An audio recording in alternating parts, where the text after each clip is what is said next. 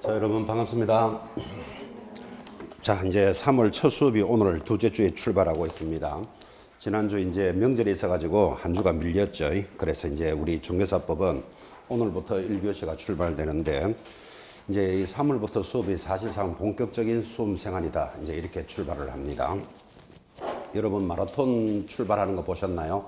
출발할 때 쫙 많은 사람이 나가죠, 그죠?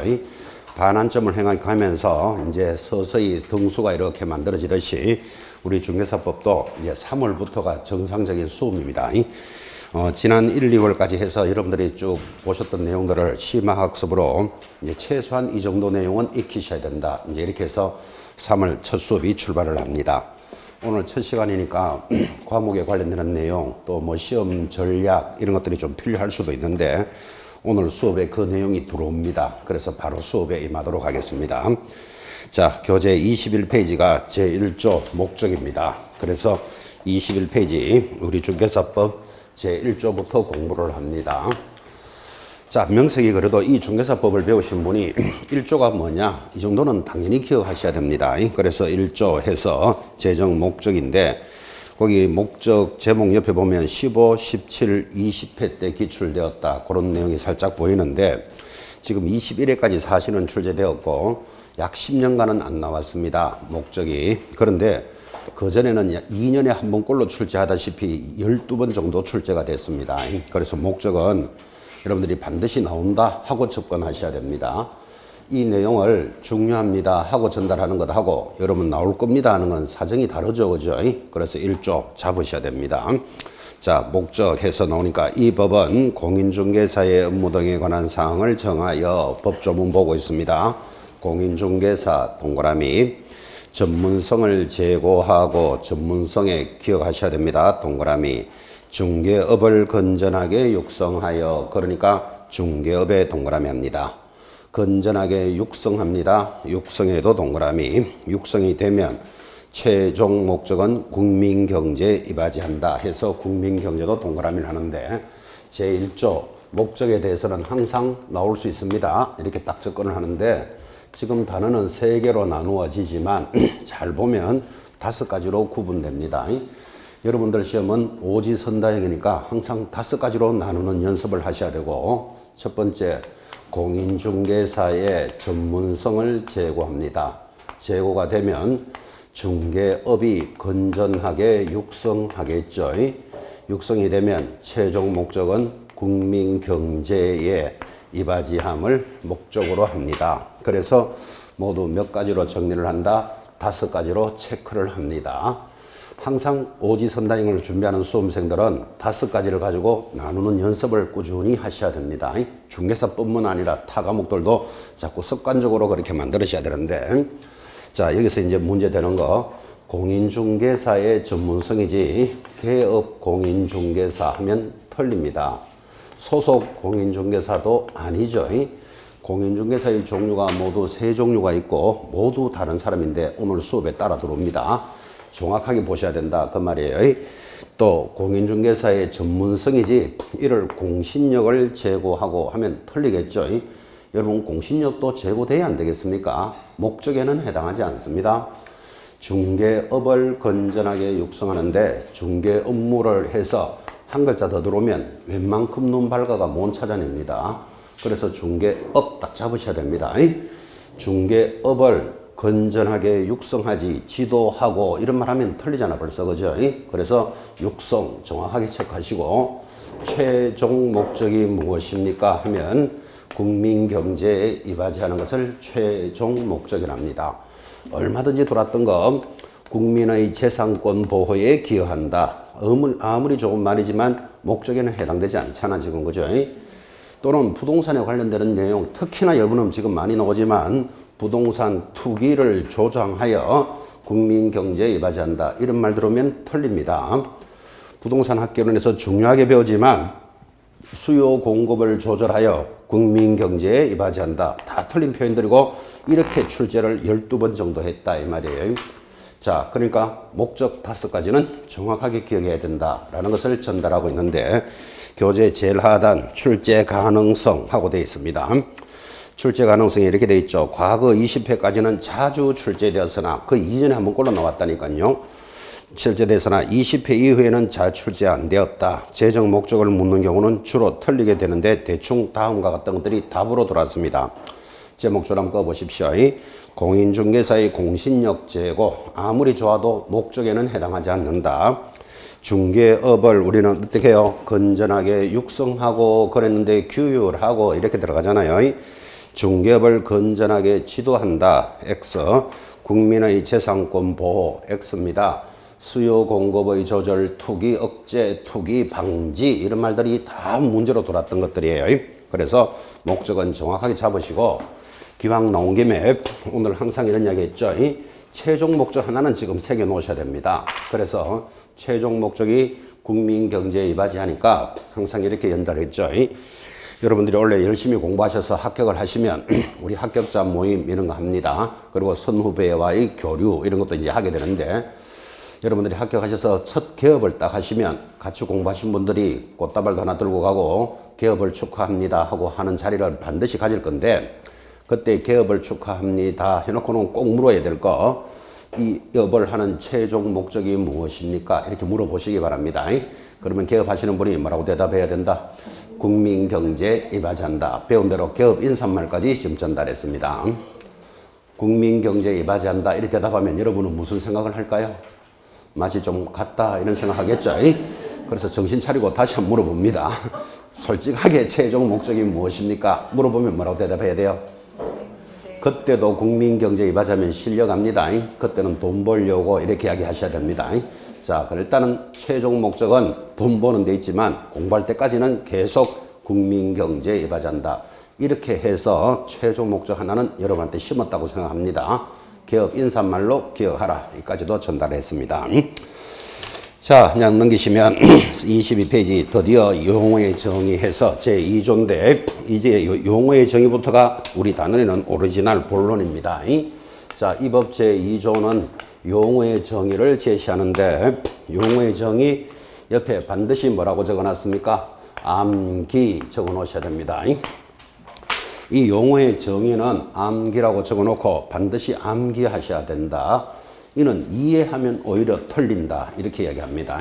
여러분 공부를 하시는데 주로 이해 위주로 하래요? 암기 위주로 하래요? 모든 학습은 이해 위주로 해야 됩니다. 그래야지 변형되게 나오더라도 따라가면서 체크를 하는데 유별나게 이 단어는 이해하면 틀립니다. 반드시 암기할 것. 그래서 제목 옆에다가 암기 딱 적어놓고 앞으로 책을 넘길 때마다 나는 지금 이게 어느 정도 암기가 돼 있는지 스스로 가늠해 보시기 바랍니다. 반드시 암기하는 단원이 6개가 출발을 하고 매년 시험에 나왔습니다. 빠진 적이 한 번도 없습니다. 그 다음 이 용어는 잘 모르면 앞으로 수업을 이해 못합니다. 이렇게 예를 들까요? 지금이야 뭐 3, 4월이니까 초반기라고 보고 7, 8월 달이 되면 시험 치기 한두 달 전이잖아. 그죠?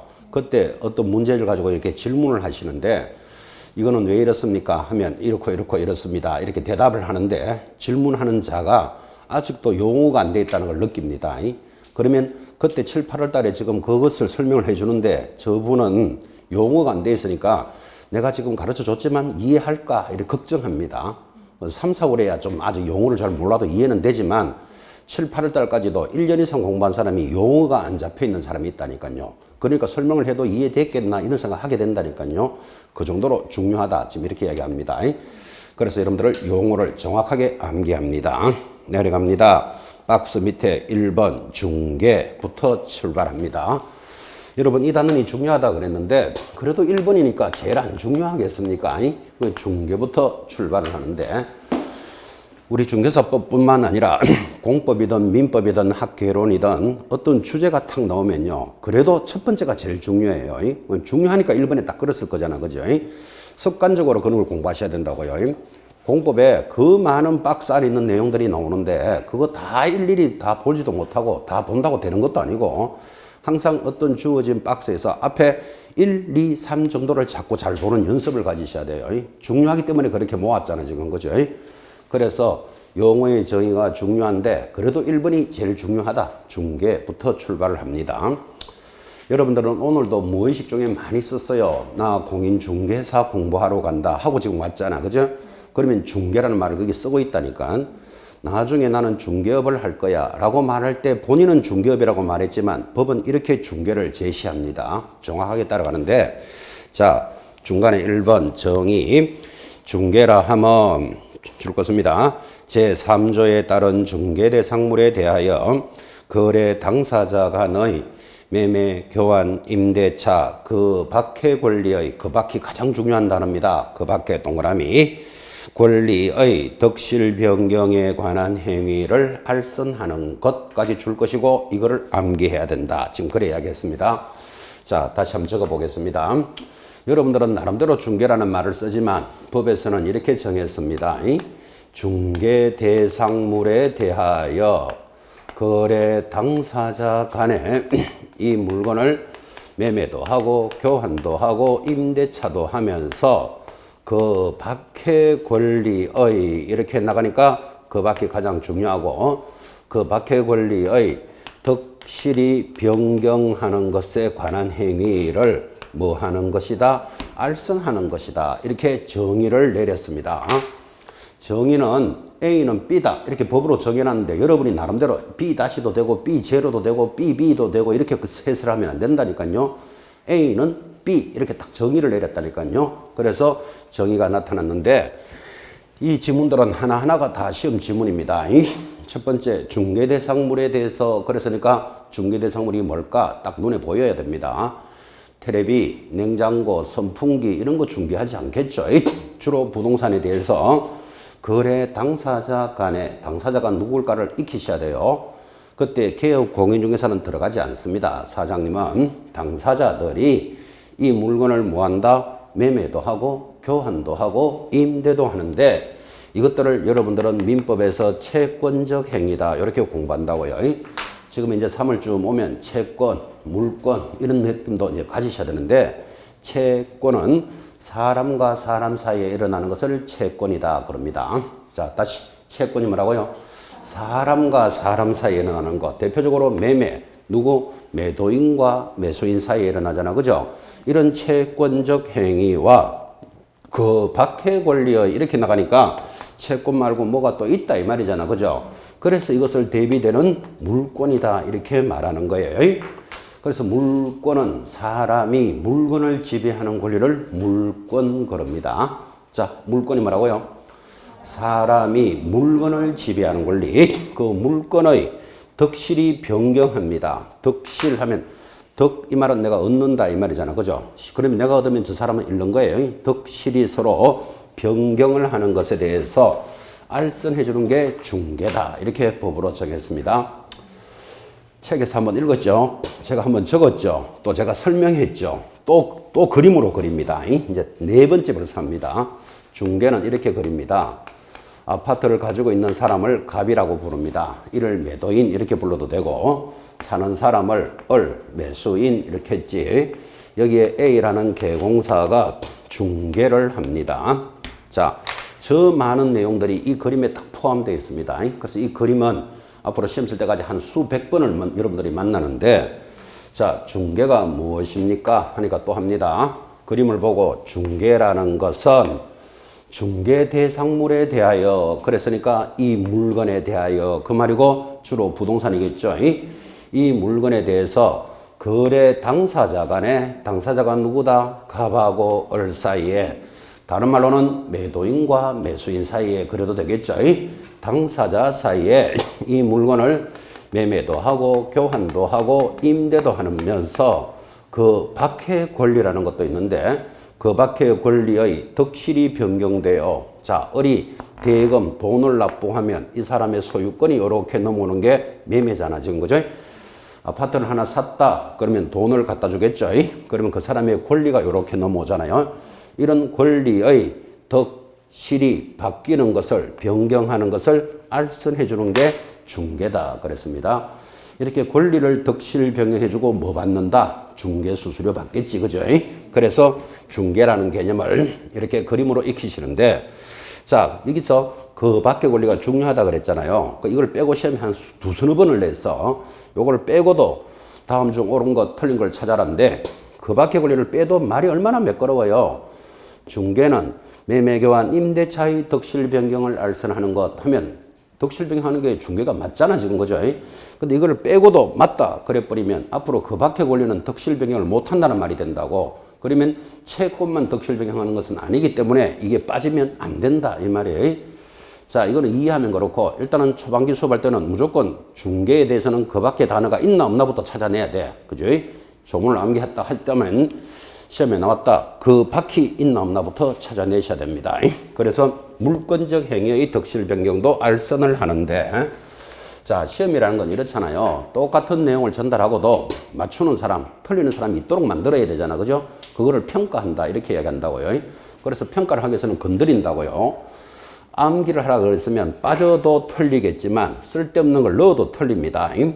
모든 물권적 행위의 덕실 변경을 알선한다 하면 X예요. 왜? 물권 중에서는 되는 것도 있고 안 되는 것도 있기 때문에 그래요. 그죠?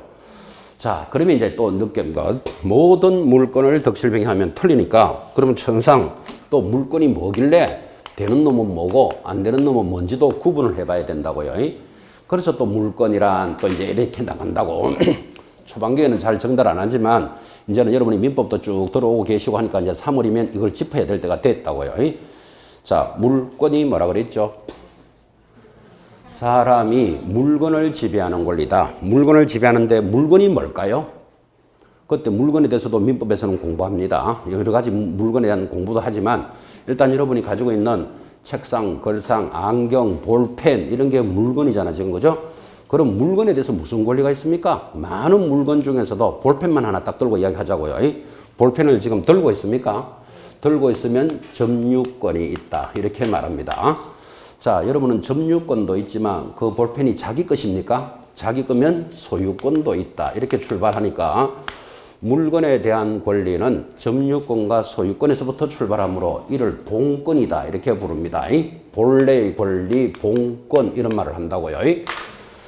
항상 물건에 대해서는 뭐 볼펜을 내가 들고 있잖아. 점유하고 있다. 점유권. 그리고 이건 내 거다. 그러면 소유권도 있는 거예요. 여기서부터 출발하는데 우리는 지금 이런 권리를 설명하는 시간이 아니고 모든 물건 하면 틀린다 그랬으니까 되는 것, 안 되는 걸 구분한다고요. 그때 점유권은 중개할 수는 없다. 소유권은 중개가 되니까 이것만 보더라도 모든 물건은 아니다. 부터 척하시고 그러면 점유권은 왜 중개 안 합니까 하면 볼펜이라는 것을 동산이라 부른다고. 여러분 그런 동산을 네 살래 팔래 중개해주고 수수료 받지 않습니다. 여러분들은 동산업자가 된다 부동산업자가 된다. 부동산업자가 될 사람은 동산과 친한 권리는 중개하지 않습니다. 그러면 소유권은 중개할 수 있습니까? 당연하지. 아까 했잖아요. 을이 대금을 납부하면 이 아파트의 권리, 소유권이 이쪽으로 넘어오는 게 매매잖아 지금 그죠?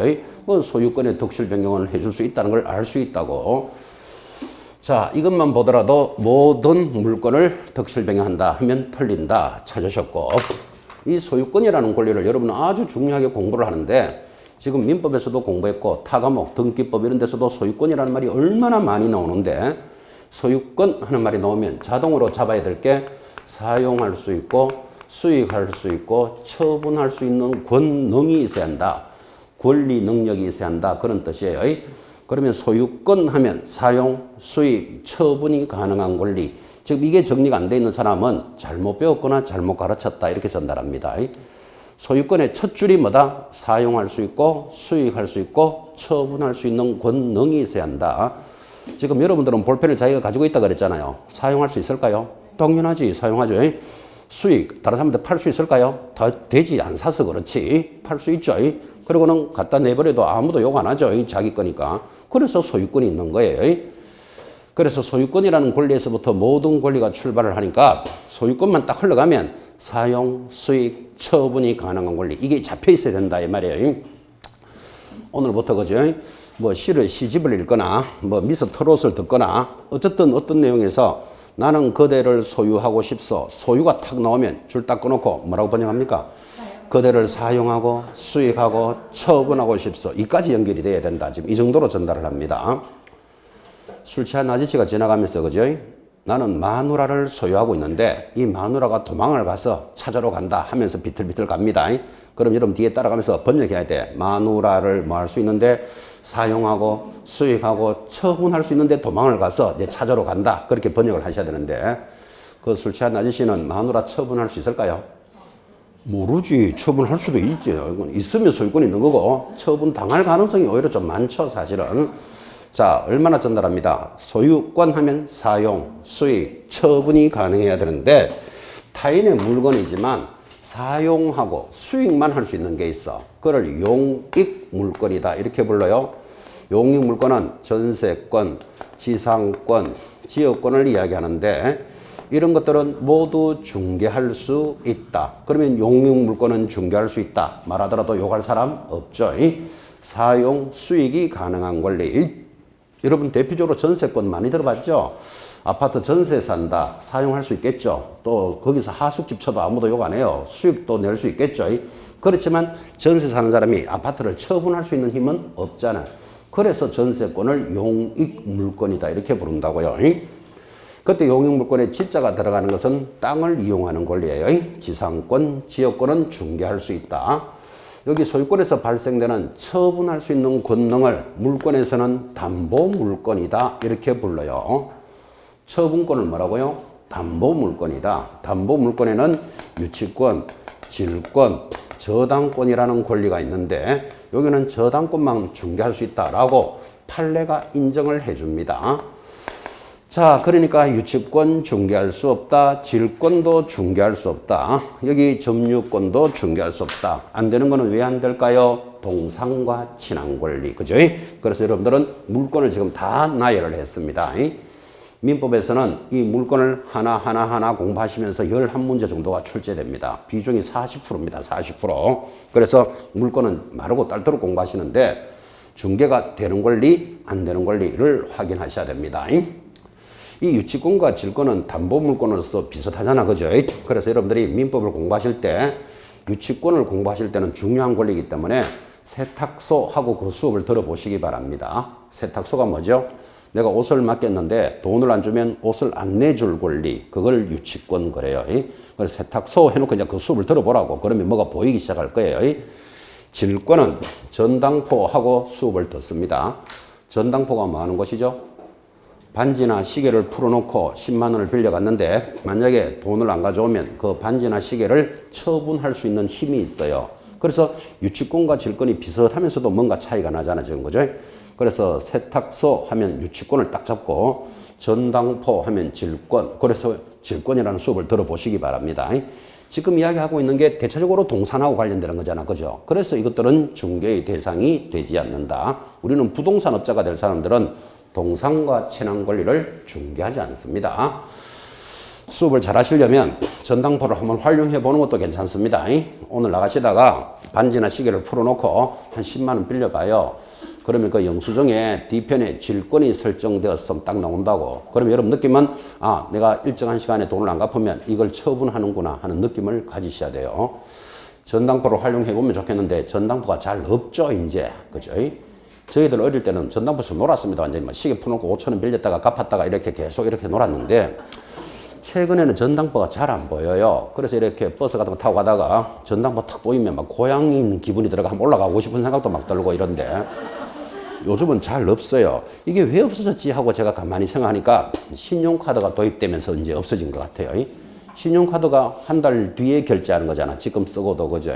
그래서 아마 신용카드가 나오면서 이제 전당포가 싹 없어졌는데 이 강남에는 가끔 명품 전당포 이런 거는 보여요. 가다 보면 그 명품은 들고 있고 싶고 능력이 안 되니까 이걸 잡히는 사람이 많겠지. 그죠?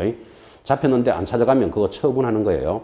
그래서 명품을 전당포 가서 사는 사람도 있어요. 사실은 명품을 전당포에서 잡힌다지만 잡히는 게 아니고 사실은 파는 거예요. 그거 냉정하게 찾으러 안 오거든. 그죠? 구하고 싶은 사람은 전당포 가보시기 바랍니다. 명품 오리지널 하나 찾을 수도 있을 거예요.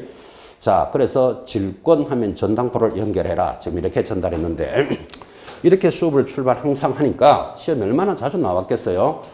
1, 2, 3, 4, 5번 5개를 던져놓고 중개의 대상이 되지 않는 것을 고르시오. 몇 번? 4번. 이건 기본 문제입니다. 수업할 때마다 이렇게 딱 출발했기 때문에 이런 문제를 놓치면 안 된다고. 그래서 유치권은 중개 대상이 안 되는데 어떤 분이 아니 부동산에도 유치권이 있는데 왜 중개를 못 한다고 하느냐 하고 행정소송을 제기해서 한 달 뒤에 결과가 1년 뒤에 결과가 나오기를 유치권의 설정은 법정 담보물이니까 중개할 수는 없다. 그런데 설정되어 있는 유치권을 양도할 수는 있다라고 판례가 나오니까 이제는 유치권 하면 될 수도 있고 안 될 수도 있다. 이렇게 되는 거예요. 그래서 이거 조금 구분해 놓으셔야 돼. 이거를 심화학습이라 그런다고요. 유치권의 설정은 안 되지만 양도는 중개할 수 있다. 거기까지는 익히셔야 되고 여러분들은 민법에서 이 단어, 이 권리들 하나하나를 다 공부하시지만 오늘 이 시간을 통해서 지역권 하나를 정리하면서 지역권도 수업도 하고 이게 왜 중개할 수 있는지를 이해를 합니다. 지역권은 토지를 이용하는 권리다. 그랬잖아. 그죠? 항상 이렇게 수업했습니다. 길입니다. 이게 도로 길이 있는데 땅이 이렇게 생겼어요. 여기는 A가 가지고 있는 땅, 여기는 B가 가지고 있는 땅인데 B는 A를 안 지나면 길에 나갈 수가 없어. 그래서 B가 A 보고 뭐라고 말한다? 길 좀 내주세요. 그러는 거예요. 그래서 이 땅을 뭐라 부르고 요역지, 편리를 보는 토지다. 그 말이에요. A가 뭐라고 말할까요? 돈만 많이 주면 길 내줄게. 성락을 하니까 이 땅을 성역지 그럽니다. 자, 그러면 지역권이라는 권리를 공부하신 분은 편리를 주는 토지 성역지와 편리를 받는 토지 요역지로 구분되어 있다. 이거부터 이야기가 돼야 시작되는 거예요. 자, 그 다음에 여러분들은 잘 알다시피 이 성역지는 이 땅 전체를 길을 내줘도 되겠지만 길이라는 것은 이만큼만 내줘도 길은 되는 거잖아. 그죠? 그래서 성역지는 한 필의 전부에도 되고 일부도 가능하다. 그렇지만 요역지는 한 필의 전부여야 한다. 여기까지가 민법 조문이에요. 그림으로 딱 기억해요. 한 필의 전부에 들어가는 것, 일부에도 들어갈 수 있는 권리. 이거를 알아야 여러분들은 공간정보에 관한 법률에 따라 땅 두 개를 합치는 것을 합병이라 그러잖아. 그죠? 합병에 일부에 들어가는 권리가 합병되지는 않는다고. 그래서 합병이 되는 것, 안 되는 것, 이걸 공부합니다. 자, 다시 지적법으로 돌아와서 여기 땅이 두 개가 있고 여기에 17번지고 17의 1이라고 쳐요. 여기는 요역지가 설정돼 있어요. 근데 이거 땅은 요역지가 없다고. 그럼 이거를 합병해서 하나의 땅이 된다 안 된다? 안 된다고. 요역지는 일부에 들어갈 수가 없기 때문에 그렇다고. 그죠? 그래서 일부에 들어가는 권리, 전부에 들어가는 권리를 고민하셔야 된다고요. 이거를 정리 안 해놓으면 이야기할 때마다 무슨 말하고 있는지 모르고 넘어간다고. 그죠? 자, 다시 그림을 보면서 길 좀 내주세요 하는 자를 뭐라 부른다? 요역지. 성락을 하는 토지를 성역지라 부르는데 성역지는 한 필의 전부도 되고 일부에도 가능하다. 요역지는 반드시 한 필의 전부여야 합니다. 여기까지가 민법 조문이라면 이런 내용들은 물건들은 모두 등기가 되니까 등기법에 가면 이것들을 등기를 할 때는 반드시 필수사항. 이 사람들은 지금 통행을 위해서 지역권을 설정했죠. 통행권, 물을 당기면 인수권, 전망을 위해서 조망권인데 세 개 중에 하나가 반드시 기재돼야 되는데 여기는 무슨 권이다? 통행권이다. 이렇게 등기부에 기재가 돼야 된다고. 통행권. 자, 여기까지가 이제 등기법이라면 이거를 왜 우리 중개실무에서 공부하는가 하면 이렇게 이야기합니다. 여기 어리 갑한테 가서 길 좀 내주세요 그럽니다. 그러니까 갑이 뭐라고 이야기하는가 하면 폭 1m, 길이 100m로 길을 내주는데 보증금 1억 걸어놓고 월세 50만 원씩 주시오 그럽니다. 그러면 어리 띵 합니다. 자, 길 좀 내주는데 보증금 1억 걸어놓고 월세를 50씩 달래. 당사자가 거래해서 한쪽이 노 이래 돼버리면 다른 방법이 없잖아 지금. 그죠? 그래서 이 어리 개공산태 갑니다. 뭐라고? 여기에 길을 내주는데 보증금 2천에 월세 한 20으로 그 중개를 좀 해주세요. 중개를. 그러니까 A가 알았어 하고 갑한테 가겠지. 자, 보증금 20에 2천에 월세 20이면 되겠나? 그러니까 갑이 월세가 좀 약한데 30은 줘야 된다. 무슨 이야기가 있겠지. 그래서 왔다 갔다 하다가 계약이 성립되는 것을 뭐라 부른다? 지역권이 설정되었다 하고 수수료 받을 수 있다 이 말이에요. 중개의 대상이 되기 때문에. 그죠? 그래서 지역권 하나를 이해하시면서 이거는 왜 중개가 되고 이것들은 왜 안 되는지를 익히셔야 됩니다. 자, 모든 물건을 덕실 변경한다 하면 틀린다. 가능한 물건에 대해서 덕실 변경을 합니다. 교재 하단에 바로 밑에 22페이지에 그럼 이렇게 공부하고 있는데 중개의 성격이 어떻게 되느냐 하니까 1. 사실행위에 동그라미를 딱 합니다. 자, 한번 읽어볼까요? 거래 당사자 간의 거래 계약은 법률행위 성격을 가지는데 개공사의 중개행위는 당사자 간의 줄것입니다. 법률행위가 용이하도록 성립하도록 하는 사실행위다. 조력하는 게 도와주는 그런 뜻이니까 여기 그림 한번 봐요. 지금 이 사람이 중개를 한다는데 중개는 무슨 행위다? 사실행위의 성격이다 그랬다고요. 사실행위 좀 만만치 않죠? 그래서 이렇게 해석합니다. 여러분 사실행위라는 것은 여러분이 A라면 아파트를 팔아주시오, 사주시오 하고 오면 뭐 해야 됩니까? 여러분이 개공사라면 아파트 하나 팔아주세요. 뭐 이렇게 오면 뭔가 해야 되잖아, 지금. 뭐 해야 돼요? 뭐 하기는 최소한 물건에 가서 확인 한번 해봐야 되겠죠. 평수는 몇 평이고 지하철하고 몇 미터 거리에 있고 가격이 얼마쯤 되는지를 확인을 해서 을에게 설명을 잘해야 사든지 말든지 할 거 아니라, 그죠? 그래서 물건을 확인하고 설명하는 행위, 그걸 뭐라 부른다? 사실행위다. 이렇게 부른다고. 중개는 사실행위인데 방금 조문도 줄 것이었지만 법률행위의 성격을 가지고 있다라고 시험에 잘 나오니까 X 딱 준비하셔야 된다고요. 자, 법률행위, 법률의 사실, 법률의 요건 이런 걸 민법에서 들으면 어질어질하다고 여러분들이 지금 그죠? 그러니까 법률행위 하나만이라도 기억하라고요. 법률행위 하면 뭐라고 수업했습니까? 계약 딱 잡으라 그랬죠. 계약이 뭐죠? 매매, 교환, 정려라고 수업할 때마다 제가 전달했습니다. 그럼 법률행위만 하나 잡고 있더라도 최소한 법률의 사실, 법률의 요건하고는 다른 거잖아. 그러면 정리가 되기 시작한다 이 말이에요. 자, 기억합니다. 법률행위 하면 뭐? 계약. 계약이 뭔데? 매매, 교환, 정려. 이 저절로 딱 기억나야 돼. 이 단원이. 이렇게 배우셨으면 써먹기도 해야 됩니다. 내가 당신하고 계약했잖아. 그러지 말고 뭐라고? 당신하고 법률행위를 했잖아. 이렇게 써먹을 줄도 알아야 돼. 자, 그때 또 당신하고 법률행위를 했잖아. 그러니까 법률행위가 뭔데 하면 매매했잖아. 이렇게 말하는 거예요. 매매, 교환, 정려를 계약이란다고요. 자, 그러면 여기 보시면 중개는 사실행위지 법률행위가 아니다. 법률행위 하면 뭐가 생각난다? 계약이 생각나야죠. 계약하는 게 아니잖아, 지금 이게. 그죠? 그래서 사실행위 하는 성격을 하나 잡으셔야 됩니다. 오른쪽 23페이지 중개 대상물이 나타나는데 제3조에서 다음 시간에 공부합니다.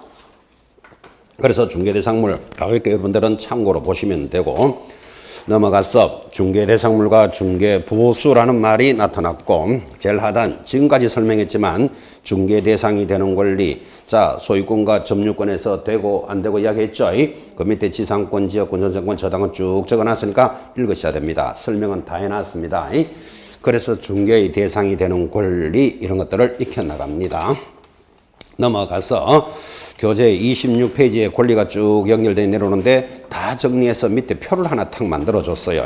자, 밑에 표를 보면 별표 26페이지 왼쪽에는 중개 대상이 되는 권리, 오른쪽에는 안 되는 권리 이렇게 되어 있죠. 객관식 문제를 여기서 묻는다 이 말이에요. 그럼 여러분들은 한쪽은 딱 잡고 계셔야 돼. 근데 초장기 공부는 아직까지 뭐 법정 지상권이니 법정 저당권이니 이런 걸 듣도 보도 못한 사람들은 이게 좀 어렵게 보이잖아 지금, 그죠? 그래서 앞으로 수업을 꾸준히 연결하시면서 요거는 중개할 수 있다, 이거는 안 된다를 익혀 나가셔야 됩니다. 아무리 오늘 처음 온 초보자가 있다 하더라도 충분히 두서너 달만 열심히 들으시면 도사됩니다. 이런 권리들은.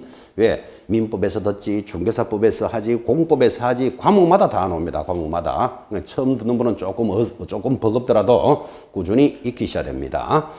자, 오른쪽 27페이지 중개 대상인 행위와 아닌 행위, 지금도 이것도 설명이 다 돼 있죠.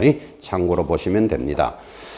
교재 27페이지 하단 2번 중개업이라는 정의가 출발을 하는데, 자, 제일 중요한 것은 지금 공부했던 1번 중개라는 정의가 중요했다면 시험에는 제일 많이 나온 게 중개업이 제일 많이 나왔습니다. 그래서 2번 중개업이라는 요소를 공부할 때는 항상 이렇게 전달했죠. 중개업이 글자가 3개잖아 지금, 그죠? 조건이 3가지다. 자꾸 이렇게 붙으셔야 돼. 자, 중개업이 되기 위한 조건, 제일 밑에 정의, 다른 사람의 의뢰에 의하여 법에 이렇게 적어냈어요. 다른 사람 앞에 1번 답니다. 1. 다른 사람의 의뢰. 2번 답니다. 보수를 받고 보수 앞에 2번. 중개를 업으로 행하는 것. 중개 앞에다가 3번을 딱 답니다. 그래서 중개업이라는 요소를 공부할 때는 조건이 3개입니다. 다른 사람의 의뢰가 있어야 하고 보수를 반드시 받고 중개를 업으로 하는 것이다. 이렇게 정의를 내렸는데 자기 나름대로 해석해가지고 중개 막 빼고 넣고 하면 틀린다 이 말이에요 지금. 그래서 중개업은 글자가 3가지니까 조건이 3가지 이렇게 딱 잡아놓고 출발하는 거예요. 그래서 지금 번호 달아드렸습니다. 첫 번째 조건이 뭐다? 다른 사람의 의뢰가 있어야 돼. 그죠? 두 번째, 보수를 반드시 받고 중개를 업으로 합니다. 3년 전에 이렇게 나옵니다. 출제 문제. 다음 중 옳은 것 틀린 걸 찾으시오. 해놓고 중개업이란 다른 사람의 의뢰에 의해서 중개를 업으로 하는 것 이렇게 나왔어요. O, X. X. 왜 X? 보수가 지금 빠졌죠. 지금은 여러분 이걸 공부하고 보니까 보수가 빠진 게 보일지라도 시험장에 앉아서 시험지를 보면 그렇게 매끄럽게 흘러갑니다. 중개업이란 다른 사람의 의뢰에 의해서 중개를 업으로 하는 것 이래 놓으면 설렁설렁 공부한 사람은 절대로 못 찾아냅니다. 그 말이 너무나 매끄럽기 때문에. 그래서 어떻게 전달했다? 암기해야 된다 그랬잖아. 하나, 둘, 셋, 3가지를 찾아야 된다니까요. 왜? 글자가 3글자니까 이까지 전달해 놨어요. 그래서 요소를 반드시 3가지를 찾아내야 되는데 이 암기하라는 말은 지금 있는 거를 빼면 당연히 틀리죠. 그런데 넣어도 틀려요. 예를 들어서 중개업은 중개사무소를 갖추고 다른 사람의 의뢰 보수를 받고 중개를 업으로 하는 것 하면 틀리잖아요. 여기 사무소라는 조건이 있다 없다? 없는데도 불구하고 지금 밖에서 중개업을 하는 사람들은 사무소 다 갖추고 있는 거 보셨죠? 그러니까 시험에 이래 놓으면 손을 못 댄다고. 다른 중개사무소를 갖추고 다른 사람의 의뢰에서 보수를 받고 중개를 업으로 한 거면 맞다 탁 찍는다니까요. 맞다 하는 순간 내년에 저하고 다시 또 만납니다. 반갑게. 아주 반갑게. 사무소는 요소가 아니라고. 그래서 이 단어를 암기해놔야 된다고. 막 이해하고 붙으면 무조건 틀리게 돼 있다니까요. 공부한 사람이 더 잘 틀립니다. 등록을 하고 이럽니다. 여기 등록이라는 조건이 있다 없다? 없잖아. 등록 안 하더라도 3가지만 있으면 중개업의 요소예요. 근데 지금 현장에서 중개업을 하는 사람들은 전부 다 등록하고 영업합니다. 그러니까 등록을 하고 뭐 다른 사람의 의뢰 이래 들어오면 이게 맞다고 딸려가고 싶어진다니까 지금 그죠? 그래서 이 단어는 이해하면 안 된다 그랬잖아. 암기할 것. 암기라는 말은 빼도 틀리지만 쓸데없이 갖다 붙여도 틀리는 거예요. 요소가 3가지입니다. 자, 그런데 요소가 3가지인데 여기에 또 업이 되기 위한 조건이 3개가 또 붙습니다. 업이 되려면 불특정 다수를 대상으로 그 행위가 계속적이고 반복적이어야 하고 영리성을 가질 때만 업이 됩니다. 아, 이래 되니까 이제 중개업은 한 6개를 기억해야 된다 지금 그죠? 자, 이 업이라는 유권 해석도 중요한데 불특정 다수를 대상으로 계속적이고 반복적이면서 영리성을 갖출 때만 업이 되는 거예요. 자, 그래서 여러분한테 이제 업이라는 걸 설명하려고 이렇게까지 이야기했죠. 여러분 친구 중에 식당업을 한다 이런 사람 있습니까? 그럼 식당업을 하면 그 친구는 불특정 다수 누구라도 오면 밥 퍼줍니다. 그 다음 한 번 하는 게 아니고 계속적이고 반복적으로 하죠. 그리고 나갈 때 돈 받는 거 보셨죠? 그러니까 친구는 식당업을 하는 거예요. 그런데 가정주부가 집에서 계속적이고 반복적으로 밥을 풉니다. 근데 누구를 대상으로 한다? 가족들만 대상으로 하잖아. 특정인만 대상으로 하니까 이 조건이 안 맞죠. 그 다음에 가정주부가 밥을 퍼주고는 미운 아바이는 많은 내고 딸은 그냥 먹어라. 돈 받는다 안 받는다? 안 받잖아. 영리성이 없잖아. 그죠? 그래서 가정주부가 계속적이고 반복적으로 밥을 퍼더라도 식당업을 한다 이런 말을 하지 않는다고. 그죠? 업이 되려면 이 요소가 맞아야 한다 이 뜻이에요. 지금 여러분들은 이 중개업이라는 정의를 왜 공부하는 줄 아십니까? 시험에 나오니까 공부하지. 근데 사실은요 어떤 행위에 대해서 판단을 하는 기준이 되기 때문에 정의가 중요한 거예요. 그래서 시험에 이렇게 낸 적이 있어요.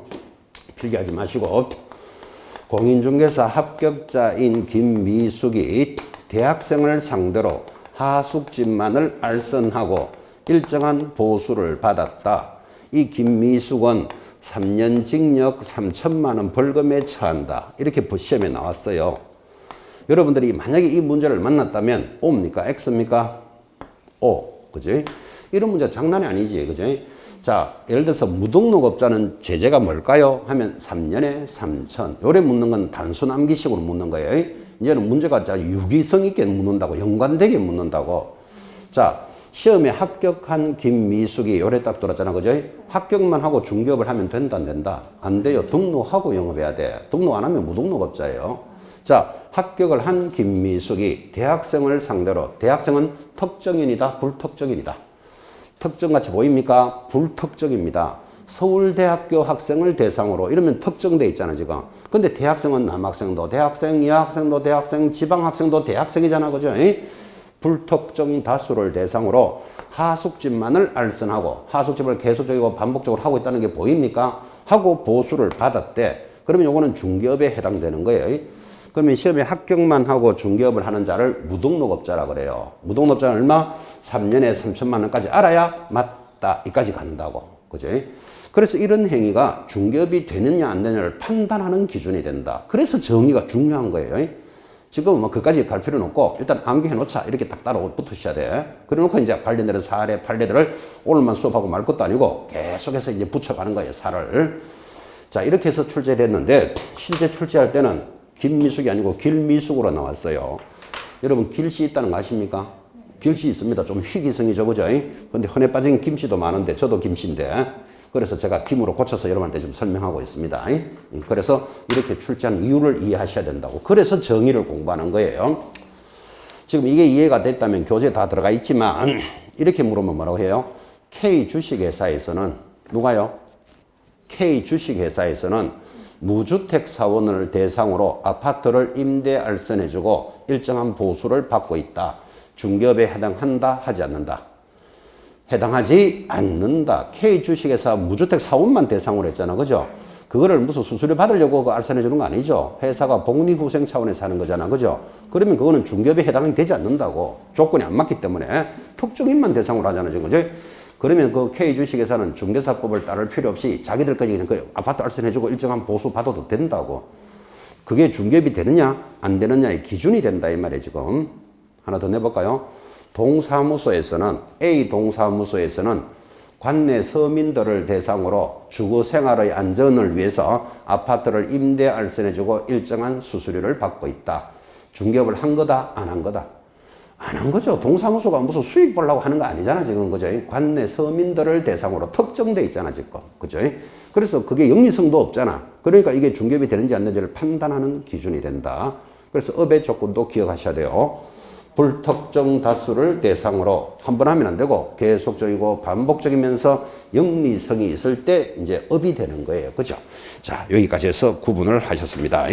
교재에 그런 내용들이 다 성립되어 있습니다. 28페이지 한번 보십시오.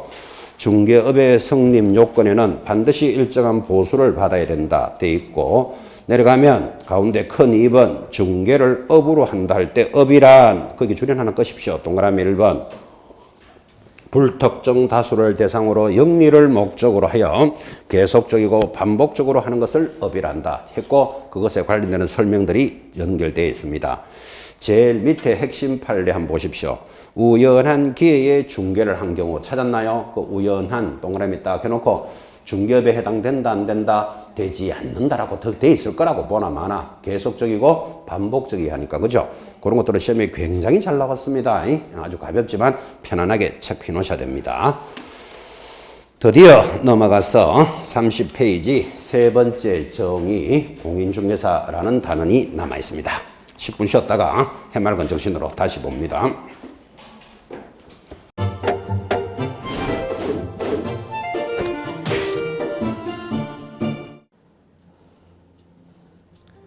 안녕하세요. 부동산 공법을 강의하는 고상철입니다. 자, 제가 이번 시간에 말씀드릴 건 뭐냐면 공인중개사를 여러분이 공부하시다 보면은 여러 가지 자료들, 뭐 OX 문제라든지 어떤 요약된, 집약된 자료, 뭐 PPT 자료 이런 것들이 많은데 그 일일이 출력하다 보면 여러분들이 보관하고 하는데 불편함이 있어서 그런 것들을 좀 약간 또 해소도 하기 위해서 또 다른 사람들하고 커뮤니티도 뭐 할 수 있기 때문에 저희는 네이버 밴드라는 어플을 좀 활용할 건데요.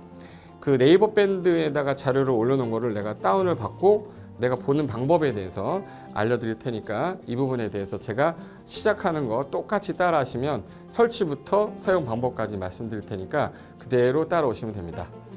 자, 1단계 네이버 밴드 어플을 다운받습니다. 자, 그럼 네이버 밴드 다운을 어떻게 받냐?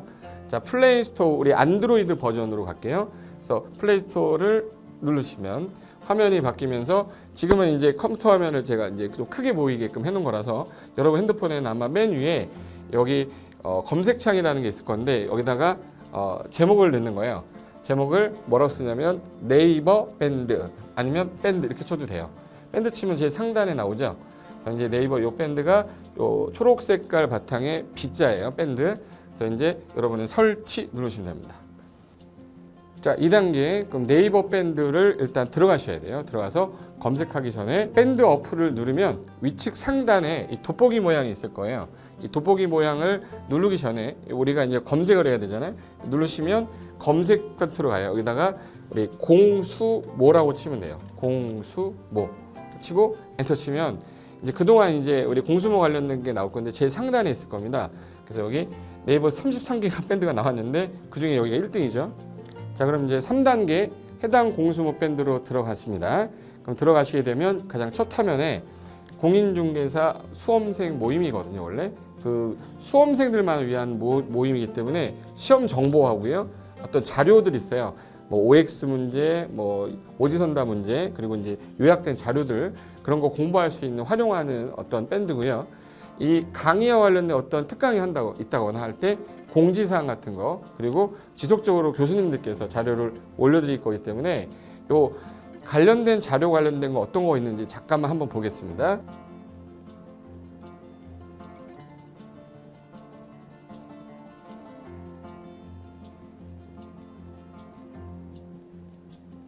자, 그러면 4단계로 갈게요. 또 다른 꿀팁 하나 말씀드리겠습니다. 모바일 1일 학습이라는 건데 핸드폰으로도 내가 하루에 짬을 내는 시간, 예를 들어서 전철을 타거나 버스를 탄다거나 화장실을 간다거나 할 때 1일 그 공부 학습 방법을 알려드릴 건데요. 메인 화면에서 위로 좀 올라가면은 모바일 1일 학습이라고 나올 거예요. 여기 있습니다. 모바일 1일 학습이라고 해서 시험 과목에 따른 문제가 나올 거예요. 그러면 여기를 올리시면은 여러분이 이제 그 시간 안에 이 문제에 대한 것을 읽어본 다음에 여기서 정답과 해설은 바로 보여지면 이거는 암기가 돼버리기 때문에 정답 해설은 맨 밑에 안 보이게 숨겨놨어요. 그래서 현재 밑으로 쭉 내리면 인지에 가서 쭉 내리면 요때 답이 나와요. 댓글이라는 게 있어요. 내가 쓴 거는 내가 확인할 수 있잖아요. 그래서 요 댓글 표시 보시면은 이런 거는 표정 좋아요 한번 눌러주는 거예요. 그럼 여기서 내가 좋아요 그러면서 뭐 선생님 사랑해요 해도 되고 좋아요 이런 거 눌러주신 다음에 그 다음에 밑으로 가면 이제 댓글을 쓸 수 있어요. 그래서 정말 궁금한 부분에 대해서 댓글 남겨주시면 확인이 되는 경우에 바로 답글을 올릴 수 있게끔 실시간으로 할 수 있을 것 같습니다. 자, 지금까지 과정과 같이 공수모 밴드예요. 공인중개사 수험생 모임 밴드를 줄여서 우리 공수모 밴드라고 하는데 이렇게 가입하시면 여러 가지 자료들 업데이트되는 거, 개정되는 부분 신속하게 받아들일 수 있기 때문에 아마 여러분 학습하는데 도움이 많이 될 겁니다. 그래서 꼭 가입하셔서 좋은 자료도 받고 매일매일 학습하시면서 도움 되셨으면 좋겠고요. 자, 여러분의 합격을 진심으로 기원하겠습니다.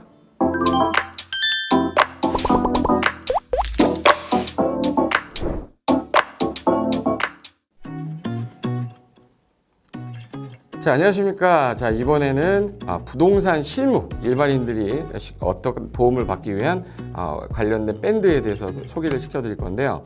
일단은 검색창에다가 365 부스라고 치시면 돼요. 365 부스인데 365일 부동산 스터디라는 밴드예요. 네이버 밴드인데 365 부동산 스터디라는 밴드 일단 이거 클릭하시면 현재는 이제 4만 명 정도 되는 밴드인데요. 우리가 일반인들이 어떤 부동산 정보를 습득하는 데 있어서 이 정보를 얻기가 되게 쉽지가 않습니다. 내가 어딘가를 찾아본다고 해서 잘 찾을 수 있는 것도 아니고 어떤 전문가들이 하는 말들이 친밀성이 있는 건지 아닌지에 대해서도 우리가 잘 믿을 수가 없는 거기 때문에 그런 정보를 그래도 좀 손쉽게 찾아볼 수 있게끔 저희 이제 이 밴드에 구성된 전문가들이 정보를 좀 제공해 주는 거기 때문에 아마 유용하게 활용할 수 있을 거고요.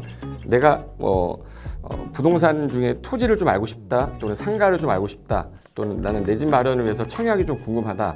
근데 그게 솔직히 어디 가서 물어보거나 어떤 정보를 찾기 쉽지 않아서 그것 때문에 만들어진 밴드라고 보시면 돼요. 그래서 365일 내내 부동산을 어떤 공부한다는 취지로 밴드에 들어오셔서 질의응답도 하시고 궁금한 사항에 대해서 뭐 예를 들어 문의를 하시면 저희가 관련된 정보를 또 제공해주는 그런 밴드라고 보시면 되겠습니다. 어떤 밴드냐면 한번 보시면은 지금 현재는 뭐 공지사항이 제일 먼저 나올 건데요. 이 공지사항은 기존에 있던 오프라인이 어떤 강좌가 있으면 그 강좌에 관련된 거 뭐 세미나라든지 그래서 평소에 이제 우리가 이제 접하지 못했던 강의들 있죠. 이렇게 진행이 된다라는 거 공지를 좀 하는 그런 내용들이고요. 하나 좀 더 올리면 자 이제 우리 교수님이에요. 교수님 중에 상가 교수님이 최근에 예를 들어서 법이 바뀌었어요.